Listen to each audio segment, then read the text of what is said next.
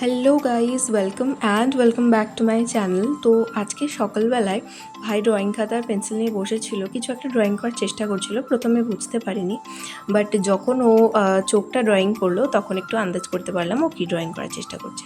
আর আজকে গিয়েছিলাম মা কল্যাণময়ীর মন্দিরে, আর ইনি হচ্ছে মা কল্যাণময়ী। আমি যখনই কোনোভাবে মনটা উচাটন লাগে, কোনো বিষয় চিন্তা হয় বা মনটা খারাপ লাগে, আমি চেষ্টা করি কোনো না কোনো মন্দিরে যাওয়ার। আমার মনটা ওখানে গেলে অনেকটা ফ্রেশ হয়ে যায়। মন্দিরে যে কোনো মানুষ, এমনকি কোনো পশু প্রাণী আসলেও সে কখনোই নিরাশ হয়ে ফেরে না। এই মন্দিরের বিশেষত্ব এটাই। আর কালী মন্দিরে তো বাবা ভোলানাথ থাকবেই। আর এনাকে দেখছো, ইনি হচ্ছেন এই মন্দিরের প্রতিষ্ঠাতা। তারপর বাড়ি ফিরে গিয়ে দেখলাম পাশের বাড়ির আন্টি ঠেকুয়া প্রসাদ দিয়ে গেছে ছট পুজোর জন্য। তারপর আমি দুপুরবেলার লাঞ্চ করে নিলাম। আজকে বেশ লাঞ্চ ছিল হালকা পাতলা। তারপরে ভাই দেখলাম ড্রয়িংটা পুরো কমপ্লিট করেছে। তারপর ওকে জিজ্ঞেস করলাম, আচ্ছা তুই কী ড্রয়িং করেছিস? ও বলল ও খুবই মন দিয়ে এঁকেছে, এমনকি আঁকার সময় কোনোভাবে কথাও বলছিল না। আঁকাটা তোমাদের কেমন লাগছে তা অবশ্যই আমাকে কমেন্ট সেকশনে জানিও।